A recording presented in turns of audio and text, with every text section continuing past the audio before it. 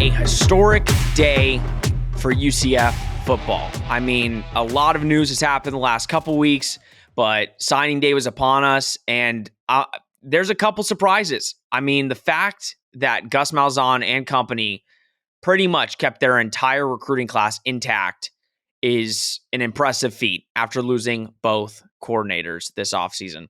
Hello, everybody, and welcome back to Charge On. As always, I'm your host, Sean Green. Before we get into it, just a word from Bet Online, who is our sponsor for Charge On.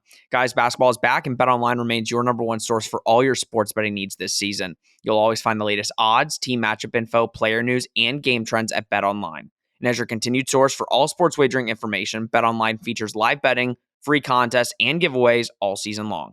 Always the fastest and easiest way to bet all your favorite sports and events, whether that's NFL, NBA, NHL, MMA, tennis, boxing, or even golf. Head to betonline.ag to join and receive your 50% welcome bonus with your first deposit.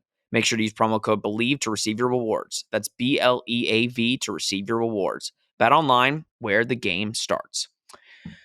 Well, guys, huge day. First of all, I just want to say thank you to all our new listeners. I mean, it's signing day, so I'm assuming we're getting a lot of new people watching. I got a lot of new Twitter followers, so thank you guys for all the support on Twitter. It was great updating on all the news that happened over the last week. And there's a lot to talk about, guys. As always, Rob Husby, Nick Geddes. Rob, I mean, what a day. I mean, it's amazing to see kind of, we've been UCF fans for a while. I mean, I've been a fan my entire life, but it's just unprecedented what's going on right now and what's happening in the college football landscape in general, but especially for UCF with back-to-back years. I mean, last year was their best recruiting class yet, ranking-wise or rating-wise, and Gus Malzahn and co. topped it off this year with the highest ranked recruiting class UCF football's ever seen. Yeah, no, it's nice to just feel something again. You know, it's nice to be positive about something. This team, you know, was not what we thought it was during the season, but now they're getting off to the offseason on a good foot. You know, I mean, this is well before a bowl game. You know, we don't know how that's going to go against Duke, but right now, I mean, UCF's killing it. I mean, this is... they kept some guys, I think, that maybe we thought we were going to lose. I'm sure we're going to get into that. You know, they got some guys too. And I think that's to make this the highest recruiting class in UCF history is, I mean, you said it best. It's historic. I mean, this is it. This is what you want out of Gus Malzahn. You want the recruiting. You want the signings. You know, this is what you need. This is what we want.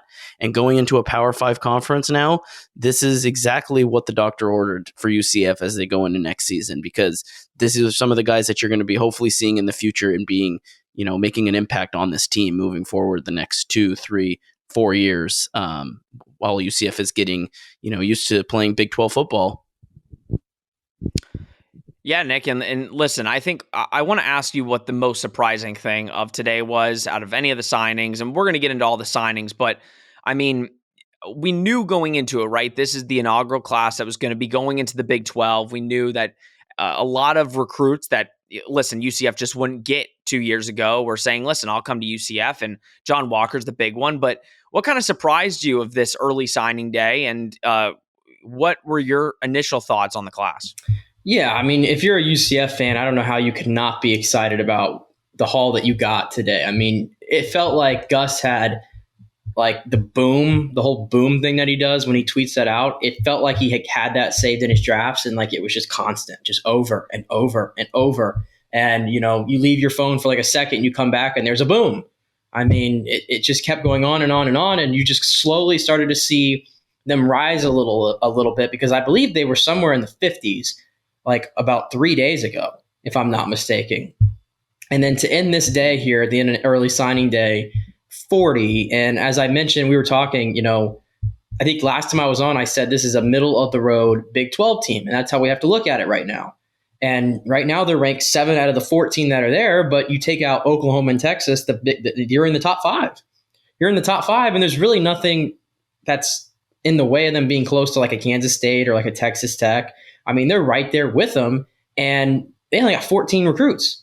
This is a big transfer portal class that they brought in, so it's a little different. So it's very impressive. You asked for anything surprising. I mean, we're going to talk about him a lot today, I'm sure, but Isaiah Nixon, how could you not be surprised by that? if you're a UCF fan, I don't know how much hope we had that this was going to happen. I mean, there were rumblings that this was going to happen, but when it happened, it's a lot to be excited about. No, it is. And you mentioned it, right? We only have 14 commitments from the class, and that was by design. It's not like the coaches missed on very many guys. I think this coaching staff got the guys that they sought after, who they wanted. And listen, the identity for UCF football, it's going to be a little mixed. The transfer portal is going to be huge for UCF. They're top 10 right now in the transfer portal. And we'll get into all those guys probably next week when we talk our preview for Duke. Because, listen, there's so many players just on the signing day, but there's some big-time players that are transferring in for the Knights and that are going to be probably day one starters. I mean, that's the point of the transfer portal, right? You lose starters, and you need to go get starters to replace those guys. And Gus Malzahn said it best.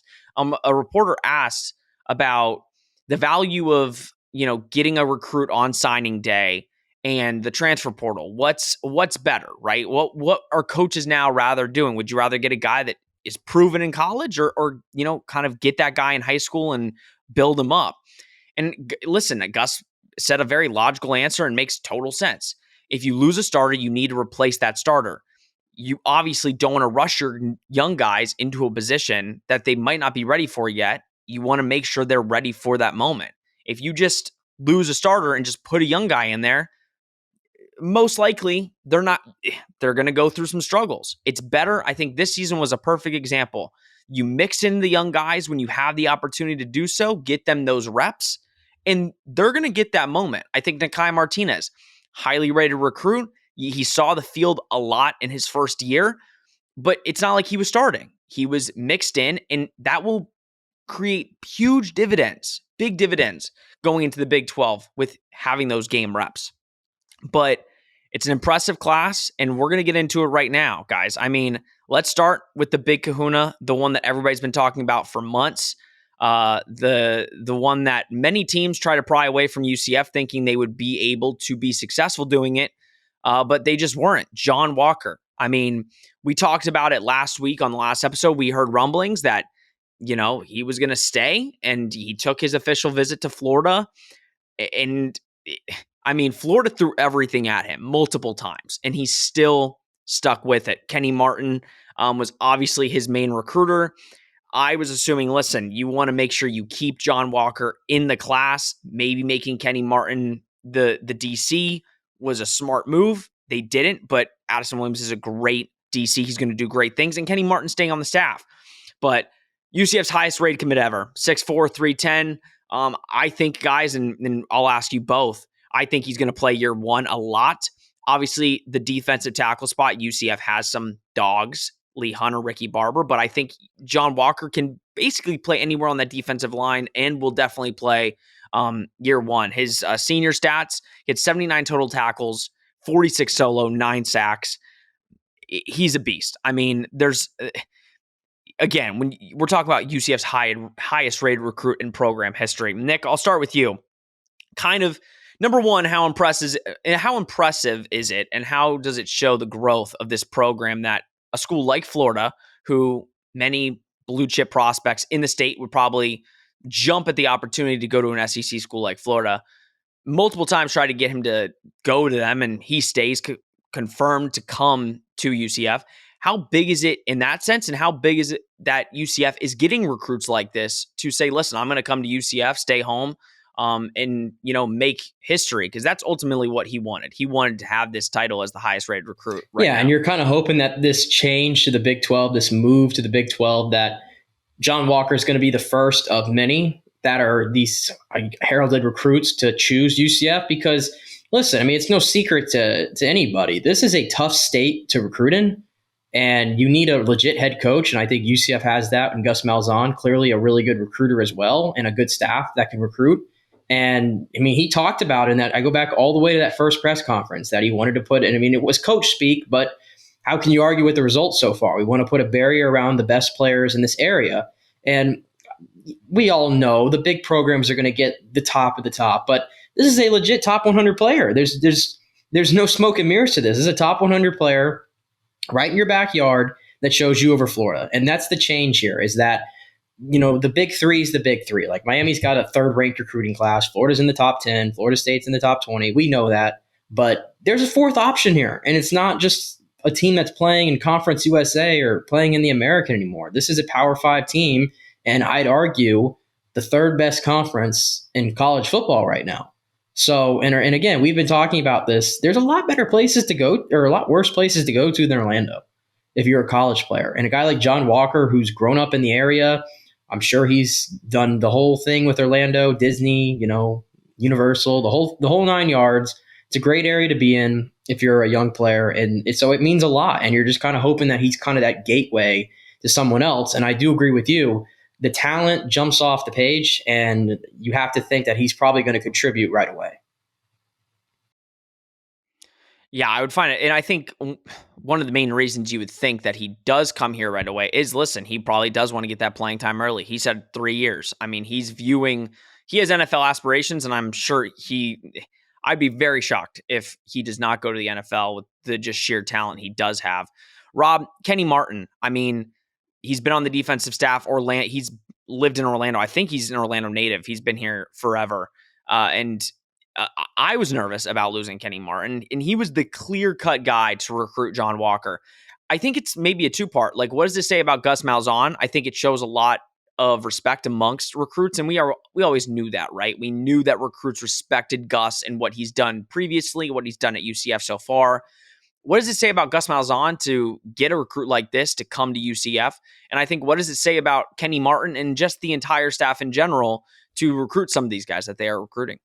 Yeah, I mean, and when it comes to a guy like us, regardless of the product that we saw on the field this season and last season, regardless of the sketchy play calling at times, I mean, this is exactly why you bring a guy like Gus Malzahn in. He's got Power 5 experience, he's got a Power 5 name, and he's got Power 5 recruiting experience. And so when you have a guy like that can come in, really a college football, a borderline legend, a guy that's won it all, that's recruited it all, to have a guy come in, to a non-Power 5 team and do what he's done. I mean, it's impressive. I mean, let's be honest.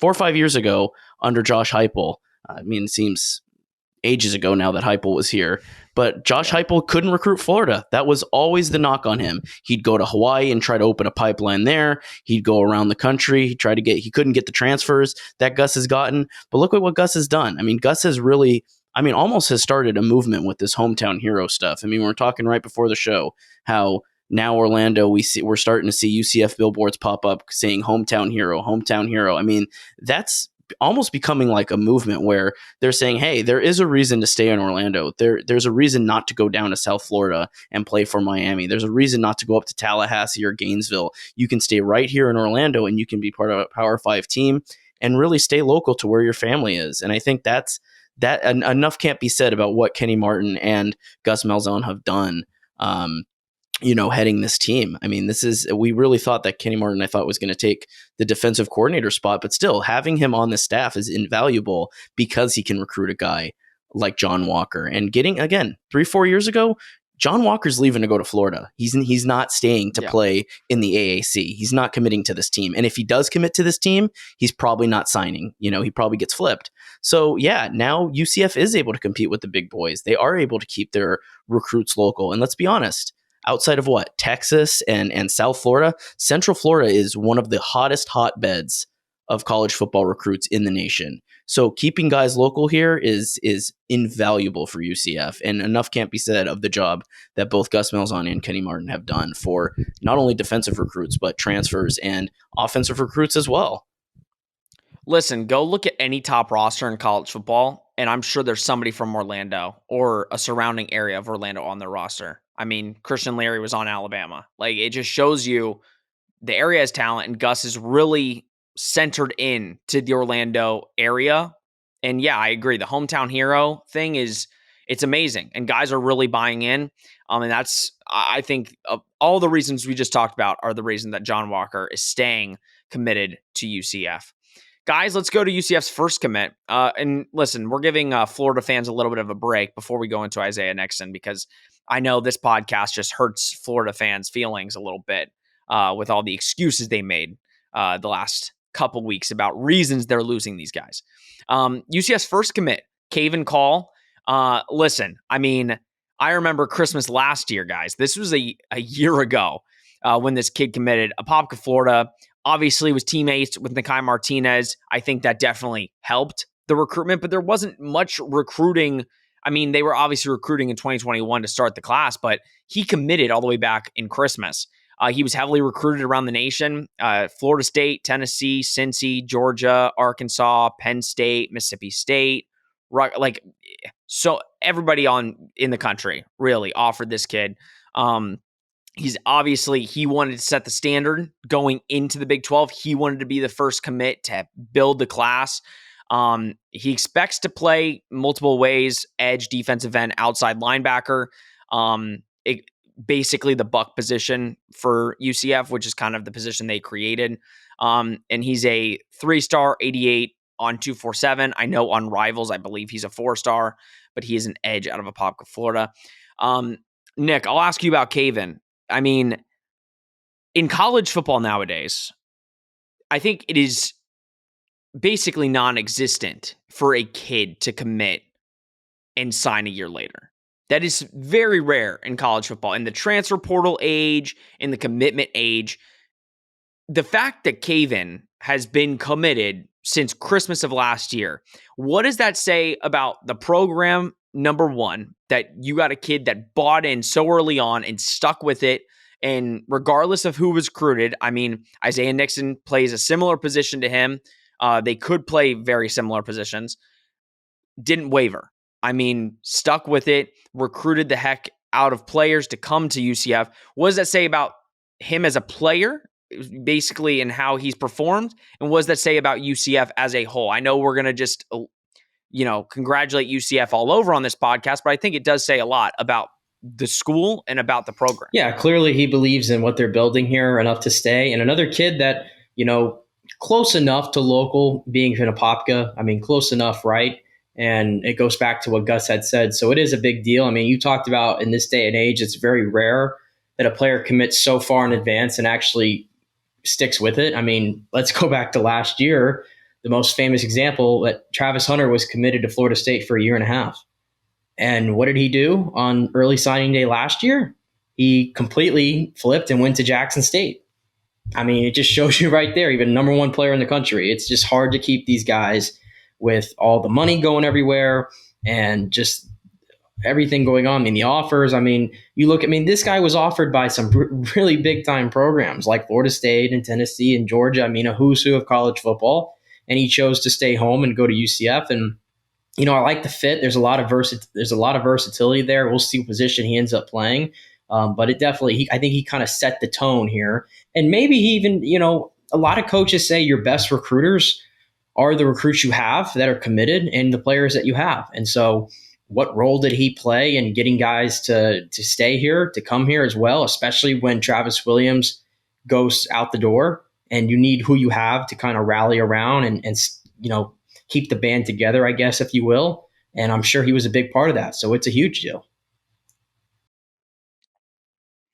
Yeah, Gus, you could tell when he was talking about Caven, you could tell he really likes what he brings. And I think it brings a smile to my face, and I know Gus's, because again, he was committed that long and he stuck with it. And I think that just shows you that he loves the university, he loves the team, he loves what UCF is building, and that's only going to bring great things to the Knights.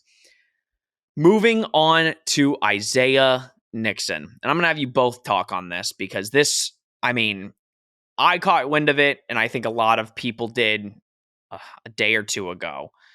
Florida fans, Isaiah Nixon, I don't remember, and again, I'm a UCF guy. I don't really venture out to other programs too much. I would say it's very rare, Rob, that a guy commits to one program, then decommits to and then goes to another program, and then decommits from that program and goes back to the original committed program. I think that's pretty rare in college football, I would say. Right, Rob? Listen, I don't know a running total of how many times that's happened or anything recently where I'm looking at other programs. I'm like, well, actually it happened here. But no, it's very rare, even more, I think, to see a guy flip from UCF, a Power 5 prospective team to an SEC team and arguably the biggest team in the state, and then say, no, actually, I'm decommitting and going back to UCF. I mean, I don't know behind the scenes. I know we were talking about this too off the podcast here, where yes, maybe he preferred the coaches at UCF. He kind of gelled with them a little bit more. He liked their vibe a little bit more. But no, I think it is rare just in general to see one player commit, decommit, go to another school, and then flip back. I think that's pretty rare. And again, it's especially rare when it's to a team like Florida. I don't care about Florida's on-field success. It's still the University of Florida. It's still the Florida Gators and an SEC caliber team. So having a guy do that, I mean, I think is just, it's pretty unprecedented when you see something like that. So clearly something sticks out for Isaiah Nixon where he's like, I can be a big part of that defense. And I think he will absolutely, as a 4-star, will absolutely be a big part of this defense moving forward. But no, he clearly believes in something. And listen, this is without Travis Williams. I mean, this is with Travis Williams going elsewhere. We really thought we were going to see somewhat of an exodus, maybe not a mass exodus, but somewhat of a departure for some of these recruits and some of these commits. And really, besides the Harris twins, we're not seeing that. And to see a guy like Isaiah Nixon, where I think a lot of fans wrote him off as, Florida commit, I mean, to come back and sign, I think that's so impressive by Gus Malzahn and the rest of that defensive staff. That's very impressive. Credit to Coach Ingram for sticking with him and not laying off the commitment. I think that's huge. And again, when it comes to your assistant coaches and recruiting, I mean, give credit where credit's due. But Isaiah Nixon plays for Lakewood in St. Petersburg, 6'4", 215. He is a big dude, size-wise. I think he definitely needs to, fill out his body a little bit more. I would really like him at 235. I think as an edge rusher, I think that could be pretty dangerous. But if you watch the kid on tape, he flies. I mean, he can get to the quarterback, and that's what you need a perennial pass rusher in college football, getting to the quarterback. And I think that's something that UCF has lacked the past couple seasons, is a guy that can just get to the quarterback. He's a 4-star. I know Florida fans wanted to go find the 3-star that he was ranked. He is a 4-star recruit. He's, according to Rivals, he's the number 267th overall, number 32 amongst pass rushers. On 3, has him a bit higher at 250 nationally. But he was committed to UCF. Obviously, like we just said, he then switched to Florida after a visit to the Swamp. And then he is now committed back to us. 247 Sports reporter Jacob Rudner said that the move had been described as a mutual parting of ways between him and Florida, and that he wouldn't consider this a flip per se. So I saw online that, and now Florida fans make up whatever they want to make up. They said John Walker, the only reason he's coming to UCF is because he's a mama's boy, which we obviously know is not true. And then with Isaiah Nixon, they said his grades weren't good. So Florida said, never mind. I don't know, Nick. I think it sounds like a bunch of excuses.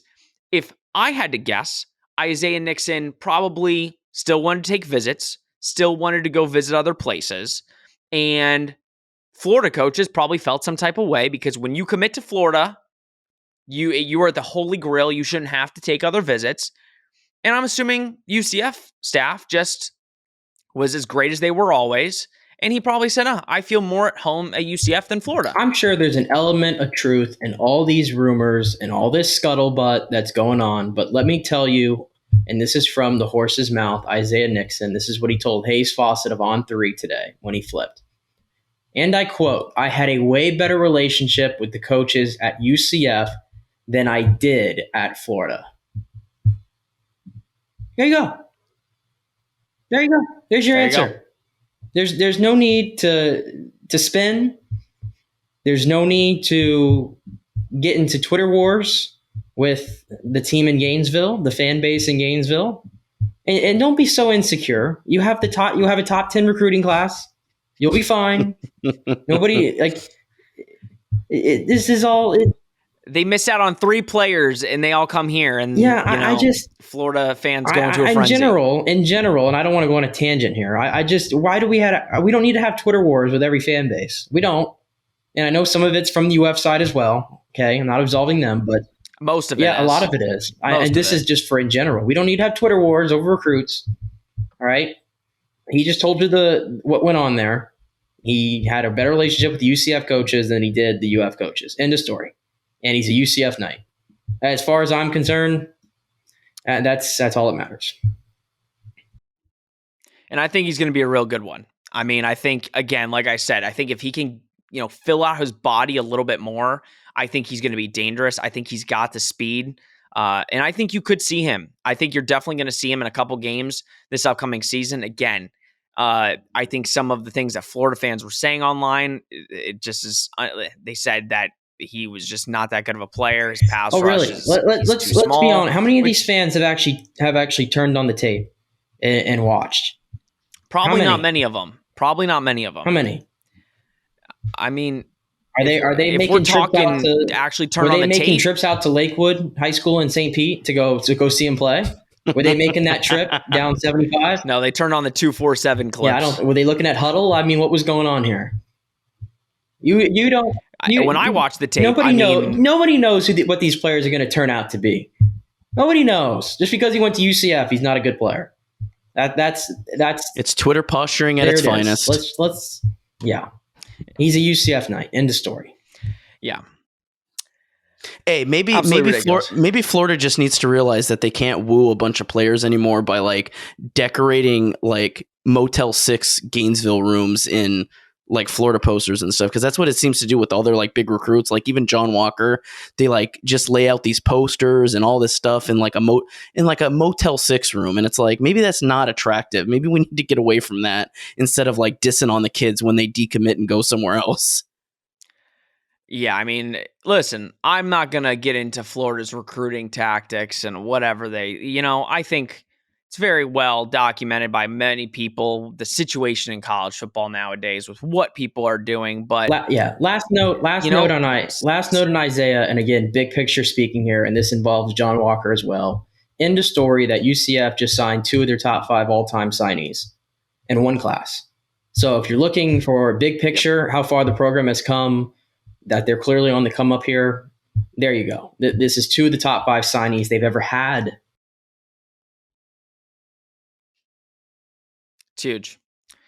It's huge. And I mean, again, most of these guys you're going to see early because they're good enough to play early in their career. Let's kind of group the next 2 together because they're not going to play the same position because I think one plays safety, one's going to play corner. But Jamaric Morris and Jason DeClona, I am a huge fan of Morris. I heard Gus say he's going to play safety. Which, I mean, yeah, he's 6'2", 205, lengthy dude. We needed secondary help, boys. I mean, there's no question. You keep getting guys, and we'll talk about Braden after these 2 guys, because I think Braden is a whole other story. But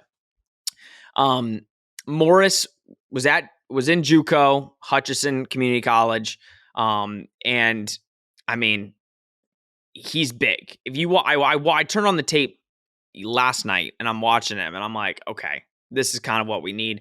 12th highest JUCO player in the nation, 3rd highest for a corner. He was a 88 overall 3-star, and there was a bunch of teams after him. I mean, again, I think Gus said he's going to play safety. I actually really like that fit. Jason DeClona out of Estero High School. He's an 87, 88 overall 3-star, just like Morris, but he's listed as an athlete. He's going to be playing corner. But again, he's 6'1", a little bit smaller, 175. But, I mean, he goes up and gets balls. He played wide receiver, too. So he played defensive back, wide receiver. And it's not like he had 520 receiving yards and 7 touchdowns on offense. So, and he was a punt returner. So I think he will play cornerback or in the night position. That's kind of what Jarvis Ware plays.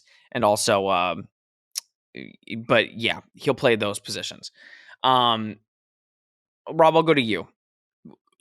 We know corner wise. I mean, I think we're getting there with some of these guys, but with the defense that was played last year, I think maybe our guys, it wasn't their strengths. I don't know. I think Addison Williams, I think our defense is going to look a little different. Maybe not playing 10 yards off the ball every time. But, I mean, how about you speak you go ahead and speak to Jason. I mean, coming from Estero High School, he's going to be a corner. I mean, probably corner or playing that night position. Like, what would you like to see out of a guy like that who, I mean, can play anywhere on the field? He could be on the offensive side, he could play on the defensive side, but how important is it for this class to bring in especially corners, which is clearly one of the areas that UCF lacks? Yeah, and I mean, you said it. He's not, he's not like more where he's more of a lengthy guy. He's not that lengthy. He's pretty tiny. He's not big. He's only 175. But listen, I think what you're looking for out of him is versatility, and you're looking out of him is speed. And that's really what you can ask for at corner. I mean, you want fast guys. You want guys that can, catch up to the receiver if they're playing back a little bit. But no, I agree. I think this is what needs to change. And for UCF's defense moving forward, and what was a big problem really all season long as the season moved along was that the corners were just playing way too far off the ball and not up on the receiver. And then when they were playing up on the receiver, they're getting outmatched because maybe they're not as fast as the receiver or the tight end. Maybe they're not as big as the tight end or the wide receiver. And so they're losing a lot of, one-on-one balls. And so yeah, what he might lack in height and size, he's going to make up for in speed. And I think just that versatility he can bring, you're probably not going to be using him as like a slot receiver or anything like that, or on special plays. Maybe you will, but maybe you will see him on special teams doing some, punt returning and stuff like that. Maybe you will see him become a little bit of a specialist and also play corner. That's a popular thing that UCF likes to do, especially with their faster guys on the team. So absolutely, I mean, having that versatility and really being kind of a Swiss Army knife with all the positions he's played, I think is going to be a big strength for UCF, both on the defense and perhaps in even other positions on the field and on special teams. And I'm stupid. Jarvis Ware plays safety. I meant Justin Hodges plays the night position. A lot of players in my head right now, but I think I could definitely see him playing in the night position for UCF. I would like him at corner, but before we'll talk about Braden in a second, because I'm excited about Braden. Nick, Jamerick Morris, I mean, again, I think he's going to play safety. He does remind me of Devad in some ways. I think Morris is bigger, and I think, 12th ranked JUCO player in the country. If you go look at some of the JUCO players, I mean, they're getting recruited to Alabamas, the Georgias. They're getting recruited to the best places. How big is it, again, of, Gus to get somebody like this? And also, what is your thoughts on JUCO guys, making the leap up to Power 5 conferences like this? I know it's worked out a ton for a lot of schools because, they still are getting competition in JUCO, and that definitely helps them. But, give your overall thoughts on Jamerick, and then, your thoughts on, him being the third highest cornerback in JUCO, but also what he can do for the Knights and JUCO in general. Yeah, I mean, JUCO is still a form of college football, right? I mean, there's no need to diminish it, and at least he's getting those reps, right? And I mean, you look at the impact that he had this year for Hutchinson Community College: 5 interceptions, 6 pass breaks up to lead them. I believe they went to a championship game as well. And he was one of the better players there, if not the standout. And he was playing more corner. Gus says he wants to play safety. And again, I mean, you look at him, it's just the size. I mean, you compare him to Devad Wilson, I think he's bigger than Devad, honestly. I mean, he's an absolute unit. He looks like a thumper and a ball hawk. And that's somebody that UCF has been dying for to get back there in the secondary. And I mean, to have depth that's, played a little bit here in college, I mean, that's one kind of position that UCF has been hurting at right now, is that depth.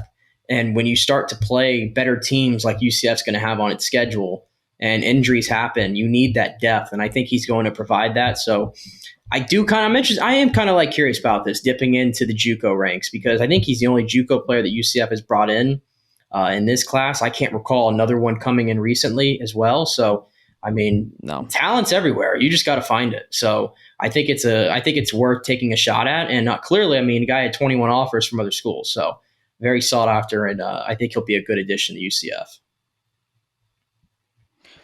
No, he's huge. And that's the thing. I like that we're going after these young corners. I think that's crucial. I think corners, and I think you would all agree with me, cornerback in college in just those positions are the toughest to find quality of. I mean, you definitely, in college football, you see a lot of them in the transfer portal. Not many of them are highly rated. I mean, there's a reason that a lot of them are in the transfer portal. I think UCF got some good corners in the transfer portal, but getting these guys from high school and hoping a couple of them really work out is pretty crucial. I think UCF has proven from last year's class, and I'm thinking this year's that Gus really does know how to recruit, and they're getting very quality guys coming in. But let's talk about the last corner that UCF kind of signed this early signing day cycle. A guy I tweeted out. I said I did not think he was going to sign. He was one of my favorite recruits when he committed. Lake Mary product, 10 minutes down the road from me, being in Oviedo. But Braden Marshall, I mean, I was assuming, guys, and I want both your thoughts on it, right? But his whole entire family is Auburn alums. He's been committed to UCF for months now. Hometown hero, all that good stuff. It was between us, North Carolina, and one other school, but it was really between us and North Carolina. He commits to us. He's been committed throughout. Once Travis Williams left, Auburn offers him beforehand. He goes on a visit to Auburn last week or a week and a half ago. His whole entire family is Auburn alums. Everybody on Twitter was like, yeah, he's a goner. Like, mentioned Auburn as his dream school. When a recruit says that a school that offered him is his dream school, what else can you do? You just assume they are going to leave. I kind of want to get your guys' take because I'm actually intrigued about what you guys think about why he stayed and why he chose to commit to UCF. Because Auburn's been having a great day. I mean, they did great getting some of these guys to commit to them. And a lot of them flipped. Why do you think, Rob, and I'll start with you, why do you think he ended up staying committed to UCF after his dream school offered him? Yeah, I mean, I think it might be just belief in the program. I mean, maybe it's as much as UCF just saying, hey, we need corner help, we need secondary help. You can be a big factor in this defense year one. And so, I don't know. I don't know what goes on behind the scenes as far as, what they pitch to these guys. But I definitely think that can be something that sticks in. Hey, you've committed to us. There's stuff you like about this program, even with Travis Williams gone and it seeming like a done deal that he's going to go to Auburn and follow him. I mean, there must be something that they do talk to him about and say, hey, you can be a big feature for a Power 5 team. I don't know what the specifics are. Because again, this is kind of like an Isaiah Nixon situation where you look at it and you say, okay, well, Travis Williams leaves, goes to Arkansas, and now you're looking at Auburn, and Hugh Freeze did some good work for Auburn on signing day, but then you look and say, okay, Braden Marshall, I think a lot of fans wrote him off as good as gone, and he doesn't follow Travis Williams to Arkansas. He doesn't leave to go join Hugh Freeze at Auburn. So I don't know what the specifics are, but I think maybe just looking at it on a superficial level, I think it's maybe just UCF can offer more right now. Again, day one starter, maybe it is just them selling on the hometown hero aspect. They're selling a very, stay local, very, embrace the hometown feeling. And I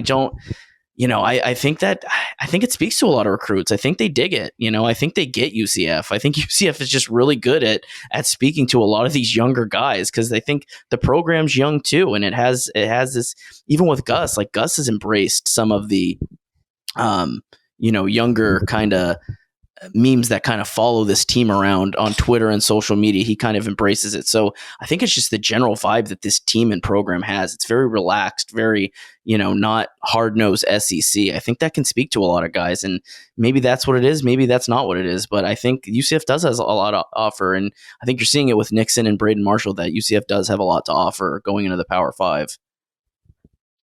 No, you make a good point. And Nick, tell me if I'm wrong. This is kind of my take on it, but I view it as if I'm a recruit and, listen, he said Auburn was his dream school. That's like for me, if the Patriots offered me and I ended up staying and going to Jacksonville, right? I view it as these recruits want to be different. And I think it's not saying that UCF hasn't had great recruiting classes in the past and they've obviously had insanely talented players that have gone on to the NFL and have been studs in the NFL. But I think there hasn't been recruiting classes where the top guys are going to UCF. They're going to the Florida, they're going to the FSU, they're going to Miami. Do you think, and this is what I think, do you think kind of it plays into these kids just wanting to be different than what's happened like with these blue chip, blue collar schools that have been running for ages, where UCF's a newer program and they kind of take the younger aspect? I mean, alumni is one of the youngest in the country. And I think these recruits are like, listen, I want to be different than what just every single top recruit has done every single year. I want to be different and I want to go start something new and be one of the first to do it by going to UCF. Yeah, it could be part of it. I think for a lot of the faults that college football has right now, and there are many, kind of the new changes though, and everything's talked about like parity and getting more programs involved. And I mean, look at this past season. There was so much parity around college football, more so than we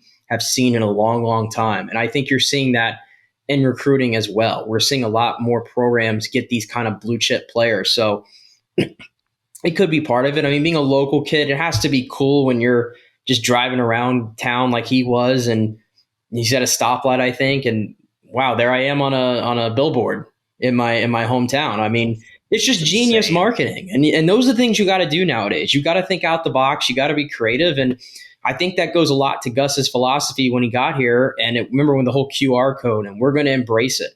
You got to embrace it because I mean, these kids, I mean, it matters a lot to them. And you just kind of got to embrace. I think if you're shutting all that kind of stuff out, then you're going to be behind the times, and these guys just aren't going to pick your program. So I think that helps. I think coming to UCF, and it's kind of a position that they need a lot of help in as well. And you're coming in, and you might be the most talented guy back there. So the route to playing time is there, and potentially in year one. Whereas you go to Auburn, I mean, they got a top 15 class. It's usually that way every single year. There's a lot of talent there. Even though they're kind of in a downswing right now, you got to fight a little harder. I think that plays into it. I mean, and still though, but that's a program that historically has been, generating a lot of NFL draft picks in their secondaries. There's a lot of them in the league right now. And for him to turn that down, I mean, I'm sure it's not an easy decision when it's your dream school not to end up going there, especially when they were throwing everything at you. But his heart was set on UCF, and I think absolutely, if you go to your dream school 3 days before National Signing Day or whatever it was, 3-4 days, and you still choose not to go, even though it looks like everything's right, but he stays home. So again, another huge win. And I just think with a lot of these blue chip guys, when you come to UCF, they just have a chance to be first year contributors. And I think that plays a big role in it. Braden Marshall, 5'11" corner out of Lake Mary High School. Kid I've wanted to commit to UCF for a long time, and I'm happy he is staying home. It's kind of that corner in the Orlando area. I mean, we got Nakai last year, Braden this year.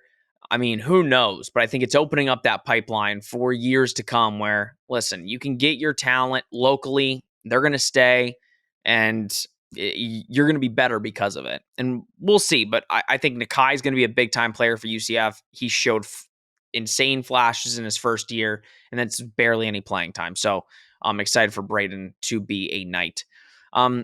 Again, this is a defensive class. There's no question about it. Gus Malzahn said, we're getting defense. So we've got a couple more guys. Troy Ford, I mean, that's another edge guy. Troy Ford, I assumed, and maybe this was just naive of me. Again, I thought once Travis Williams left, once Travis Williams left, he was going to be one of those guys to decommit.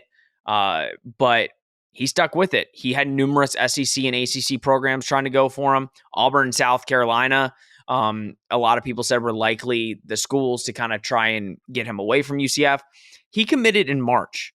So, I mean, again, another one of those guys that have stayed committed for a long time. He's a 86 overall 3-star, 6'1", 235.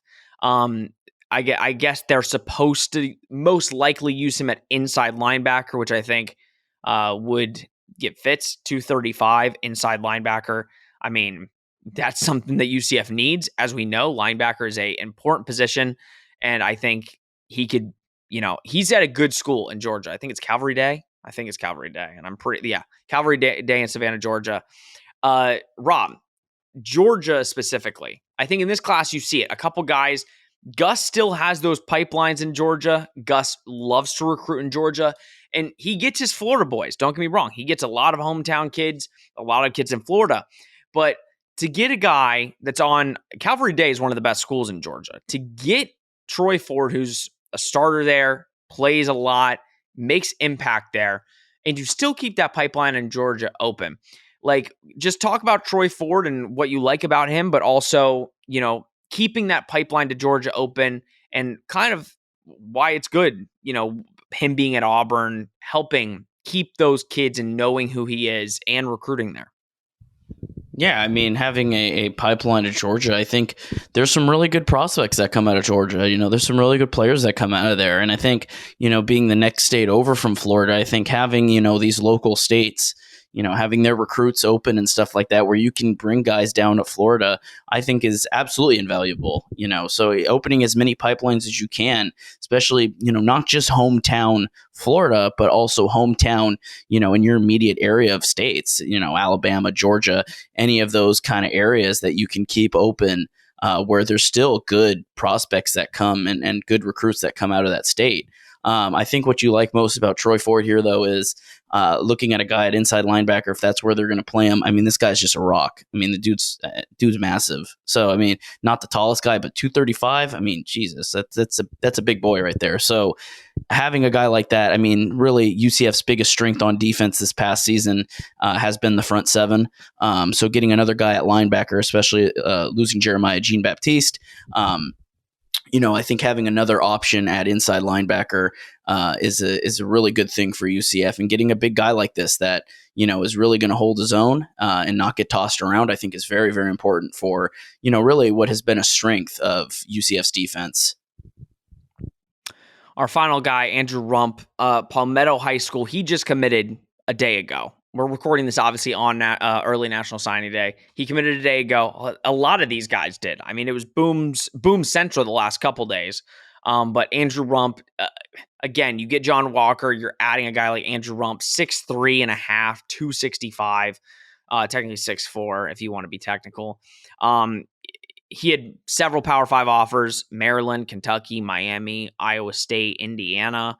And he picks the Knights at the last minute, right before National Signing Day.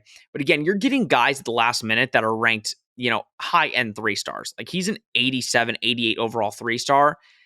And I get it. And I want to make this very clear. If you're this far in the podcast, then you're a true fan of us and you know how we feel about this. But we've said stars don't mean jack. It does not matter what stars they are or what their ranking is. Like, yes, John Walker's the highest rated recruit we've ever gotten. But at the end of the day, it's how they go and perform on the field. It doesn't matter what their star is. This is just how they base them now. But big boy out of Palmetto, Florida. Again, I think beefing up that defensive line positions is huge. And I think that's what realistically has helped the Knights, especially this last year. The defensive line was a strength. And especially when you go to the Big 12, I mean, these offenses are no joke. You need to have a really good defense that can handle speed, can handle the run. And I think a guy like Andrew can really come in, and he's already built. I mean, you're not going to have to really work with this guy to get, his body right. I mean, he could come in and listen, there's no question UCF is pretty solid up front right now on that front seven. So it's mainly just finding guys, we've always said it, right? Depth is the most important thing. So quality depth is not bad. And you're not going to have the Lee Hunters and the Ricky Barbers forever. So you need to find good replacements for those guys. All right, boys. That was all the defense, I believe. I don't think we missed anybody on the defense. But let's go into the offense, because I think we can all agree this was a mainly defensive class, like we just said. There was clear-cut defense. They went and got some of the best defensive players that they could in this class. But I think some of these offensive guys that they did recruit could make some noise. I mean, we'll start with quarterback, because that's, the clear-cut position. When you get a quarterback, everybody likes to look at it. Dylan Rizek, I mean, when you get a quarterback, I go watch tape. And he's been committed since April, end of April, I think. Dylan's out of Cardinal Gibbons in Fort Lauderdale. And Cardinal Gibbons is, again, if anybody knows high school football, Cardinal Gibbons, last couple years especially, has been incredible. They won the state title in 2021. He was the quarterback. And his stats really, guys, and Nick, I want to ask you because, again, this is a prototypical Gus guy. I mean, in his 2021 stats, he threw for over 1,900 yards, had 17 touchdowns passing, and then ran for 456 yards and 8 touchdowns rushing. So, prototypical guy for Gus, 6'2", 210.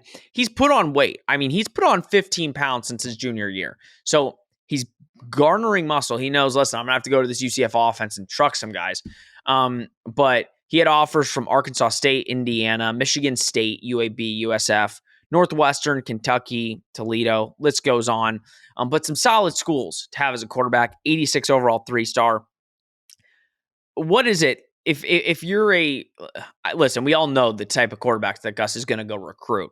And I think Dylan on tape doesn't have the greatest arm strength, right? But I think when you are getting a guy like that, you're getting a guy that can do pretty much everything. I don't know when he would hit the field. I mean, listen, the quarterback room right now is stacked, and I think that's going to be the problem for college football for years to come, right? If you have a stacked quarterback room, how long are these guys willing to wait for their opportunity? I think that's the question. I think that's part of the question I want to ask you. What do you like about Dylan, number one? And then number two, listen, if JRP's your starter next year and you got Tommy waiting in the wings and Tommy's everything that he says he is, but you also have Timmy McClain, where does a guy like Dylan fit in? Is Dylan just that type of guy that, it might just see the field based off injury? Or do you think he could really make a case in a year or two to take over the reins from, or beat out a guy like Tommy Castellanos or Timmy McClain? Well, obviously, we're going to have to see what happens when he gets on the field. But, I mean, like you mentioned, when I watched him a little bit, the arm strength is definitely I don't want to say of concern, if you will, but I wouldn't say it's his calling card, but he definitely has some mobility to him as well. You mentioned he put on weight. And the whole quarterback thing, this is kind of a logjam. We know JRP is going to be the guy in 2023, most likely. Again, they're going to run that back. Timmy McClain has been getting a lot of work in now, and he's going to be eligible. And then Tommy Castellanos as well. And these are all three quarterbacks who kind of are in that Gus mold. And I think Rizek can maybe be that guy as well. But I'm even though like you can only play one guy and you got to worry about guys maybe getting a little antsy and transferring out, I still think it's smart in every recruiting cycle to at least get one guy in here. Get one guy in here. And whether that's through the portal, whether that's through recruiting. Last year, you bring in Tommy and you bring in Timmy. So you get two right there. It's not a bad problem to have when you have three guys. And last year was a great example of it. John Rice Plumlee couldn't stay healthy, and you were lucky enough to have Mikey Keene there to play mop-up duty, and we've already discussed. And by the way, congratulations to Mikey Keene for transferring to Fresno State. He's going to ball out, I know. But if you don't have Mikey Keene around, you don't get to 9 wins. You don't get to a conference championship game. So having these guys around here, you can kind of develop a little bit. I know Gus loves his quarterbacks. So, it's worth it, but I definitely think, the arm strength thing is something that I would be a little bit leery of for now. So there's definitely a lot of room for growth there, but because it's such a logjam, he's going to get plenty of practice time to figure all that stuff out. Exactly. Young, he's a project. See in 3 years where he is. But again, I think with Gus coaching him and really kind of putting him under the wing there and kind of just the quality that UCF does have at quarterback, I think he can do some great things and learn a lot. Before we go Randy Pittman, I'm going to save Randy Pittman for Nick. I know he loves him. Rob, Tyree Patterson. Again, we love talking Florida here. Tyree Patterson, 6'2", 175, lean wide receiver.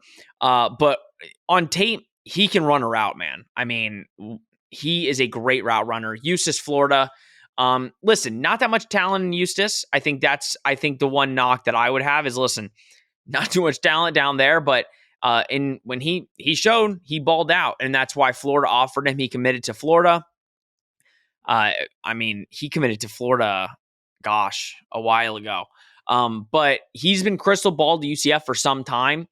Again, 6'2", so he's long, but not lengthy in the sense of he's only 175. But quick, I mean, breakaway speed is he has it for sure.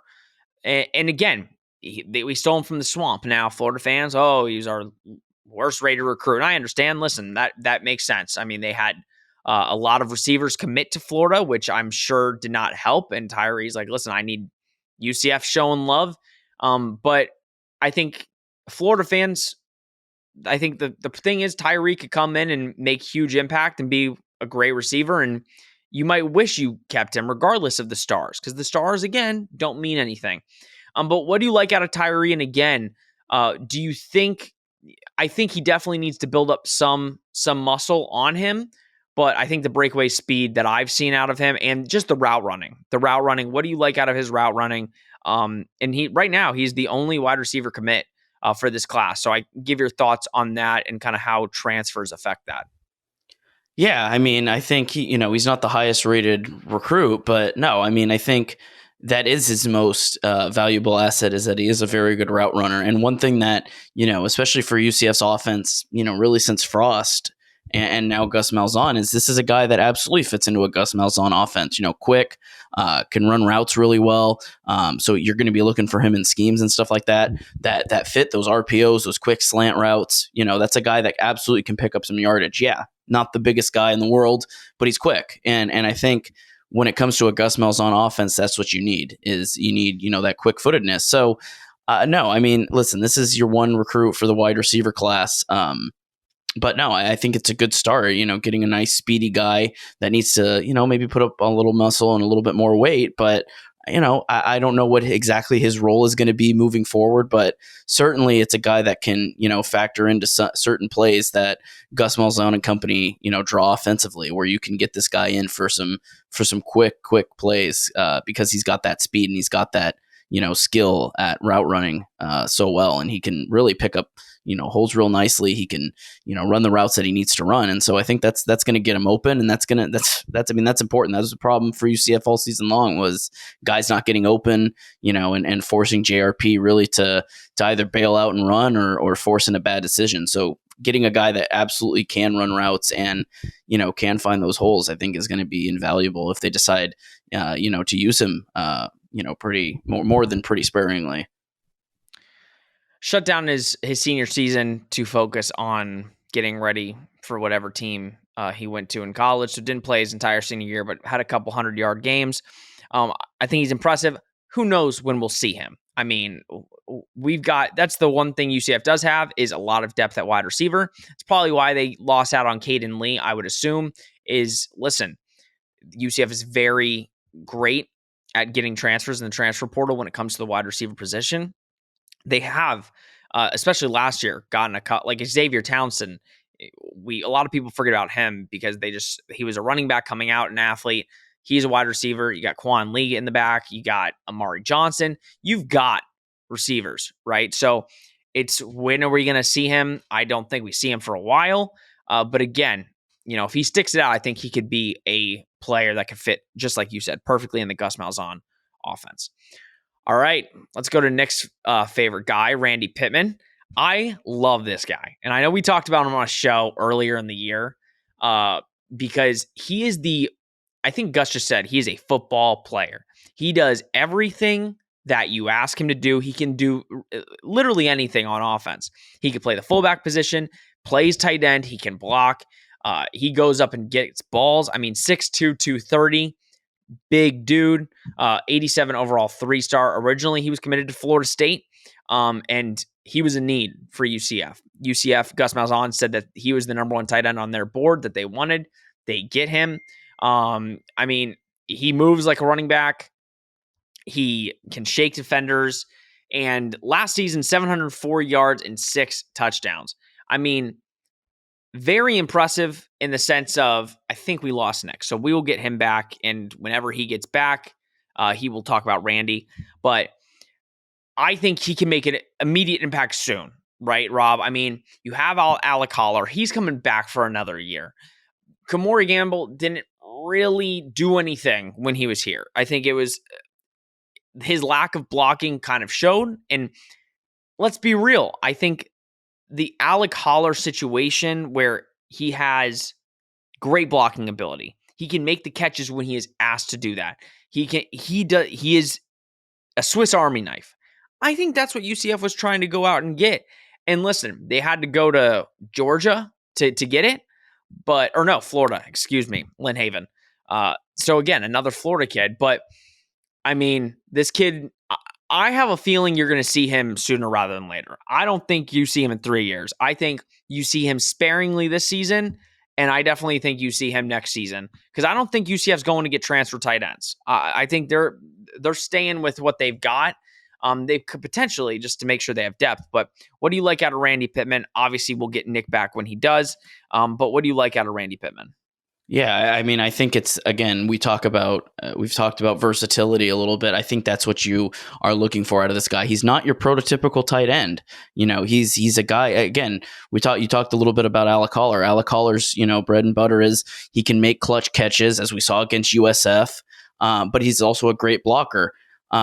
But what Randy Pittman brings is, again, speed. The big thing with him is that he actually can run routes like a running back. He's got speed. He's got good hands. He's more of an offensive style tight end, and he's a little bit shorter than Alec Holler. I think he's an inch shorter.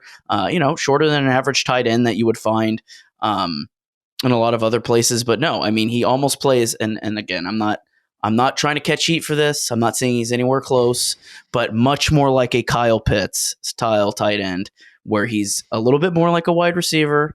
He's a little bit faster. He's a little bit more athletic. He's not your stereotypical tight end where, block and get catches that you need. He can actually be a contributor on the offense because he is quick like a runner, because he can still block pretty well, and because he actually can get up and catch balls. And really just almost play like a wide receiver in that sense. Again, not trying to say he's anywhere near what Kyle Pitts was for Florida, but, a style of tight end that we're not super used to seeing in college. A really versatile, athletic tight end that can, contribute like a wide receiver.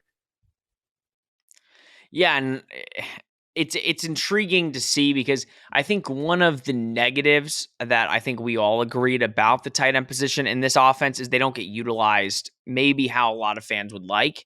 I think, listen, the tight end position nowadays, for better or worse to a lot of people, is you want to see tight ends run. Like, it's not so much about the blocking aspect. It's get them an open space, let them get some rack, let them get contested catches. They're usually one of the bigger guys.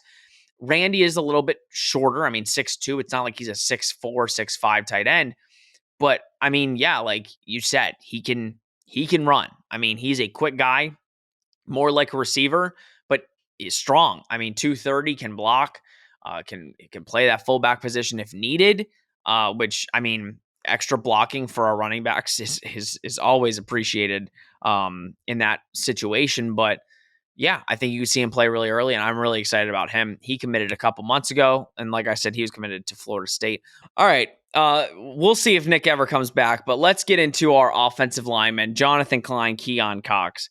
Keon Cox committed a couple days ago. Jonathan Klein's been committed for a while. Listen, these are big boys. Keon Cox, 6'5", 275. Jonathan Klein, 6'4", 295. I mean, I'm seeing the tape on them. Obviously, offensive linemen, you have to see them against the talent that you're in the league with them in, but I am pretty pumped for the future of the offensive line with these two. And I think Coach Hand has done a great job.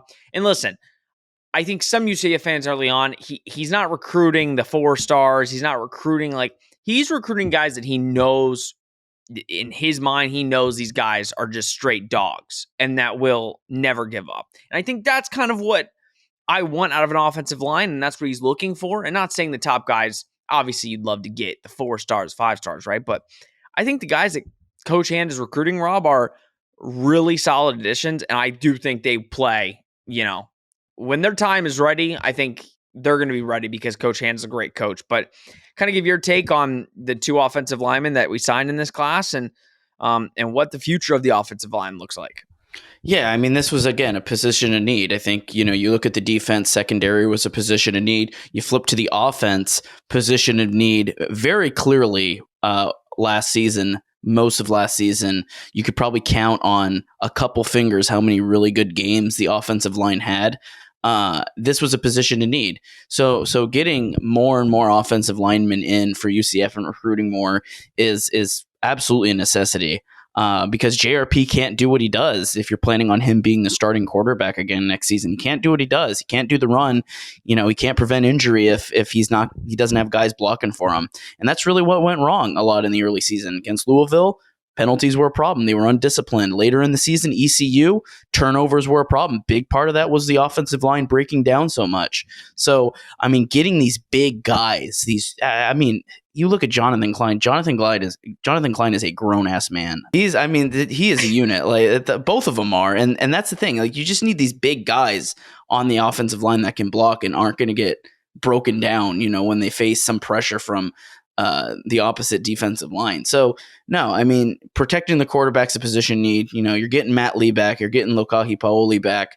So adding some more recruits that are bigger guys that can block. On the offensive line, I think is going to be very crucial for this UCF offense and how it's going to work with John Rice Plumlee in as quarterback. Yeah, no, it's exciting, and I think Coach Hand's done a great job. And I'm excited to see what these guys bring. I mean, it's definitely going to be interesting to see them develop, and I think our offensive line has potential with the transfer coming in, and we'll get into the transfers next week. But I think with the transfers coming in, the guys you have returning, I think this could be a really good offensive line next year. And finally, Grant Reddick. I love that we're getting good kickers to come to our school. Number 3 overall kicker in the nation. He's a 2-star, 79 overall. But do you know how good of a kicker you need to be to have stars next to your name on a 247 or a Rivals? You need to be amazing. So he's the number 3 overall kicker, and we're really excited to bring him. And listen, you got Boomer right there. He's your starter right now, but it's always good to have depth there, and hometown hero right there as well with Grant Reddick. All right. Sorry for the technical difficulties, guys, with Nick. Nick's computer over an hour-long episode. Clearly, it's a problem for his computer. I hope he kept the receipt. I hope he did too. I mean, new computer. My computer's new and it's working fine. So I think Nick, hopefully he can return it. But Rob, give your quick final thoughts. Very long episode, but it was needed on this recruiting class. I'm sure Nick had a great time. So we can't get his final thoughts, but give your kind of final thoughts. And listen, this is early in signing day, so there's potential that UCF adds a couple more players in February. But this is kind of looking like the class right now. Kind of what are your thoughts, and how big of a day was this in the history of UCF football? Yeah, I mean, it doesn't come much bigger than this, other than, championships and, conference championships and bowl games. I mean, you look at the off season, which is what we're in right now, despite UCF having one more game to play. I mean, this is a great day in UCF history. Again, getting John Walker, the highest recruit in program history, to stay committed and finally sign on the dotted line, and getting some of these guys to stay, like Braden Marshall, getting Isaiah Nixon. If we don't want to call it a flip, he is at least staying with UCF. It's a flip if you look at it that way. I mean, it definitely is. So I think, having these guys, I mean, the future's bright. And going into the Big 12, I think, based off of this season's performance, I think a lot of people were nervous, and rightly so. I think still are. But there's light. And I think there's positivity around this team. And I think if you look, if you live online a little bit and you live on Twitter a little bit, it's very easy to get sucked into a vacuum and an echo chamber surrounding the team when you're looking at, oh God, John Walker, he might flip to Florida. Florida's recruiting the hell out of him. He might commit to there, and he doesn't. And so this answered a lot of questions, I think, for a lot of UCF fans, who's staying, who's flipping, and most guys didn't. Most guys didn't. They decided to stay hometown heroes. So I think it's a great day in UCF history. It's a great day for UCF moving forward. And again, despite the play calling, despite the on-field product, I'm not looking at that today. Hats off to Gus Malzahn. Pats on the back. I mean, he's done a phenomenal job with this staff and recruiting these guys and really recruiting Florida and making UCF competitive in the Florida market. Highest ranked recruiting class. Wow. Highest ranked recruiting class in program history. Thank you to UCF coaches, staff, everybody who did anything to help bring the program where it is today. We, of course, appreciate you. And it is a great day to be a UCF Knights fan. Please let us know down in the comments below or hit us up on our socials. Who do you think was the biggest recruit and why? Do you think you're going to see them this season? Do you think, where are they going to fit? It's going to be very interesting, but it is definitely a great class. I want to thank Nick and Rob, as always, for joining me. And thank you for tuning in. Again, the support recently has been huge. We are very grateful to be in the UCF community socially, and it's amazing to see just the support that the UCF fans and everybody rallies around other fans. So I definitely appreciate it. I know Rob and Nick have the same sentiment and hope that you continue sticking with us. This has been Charge On, presented by Bet Online. We will see you for your bowl game preview next week.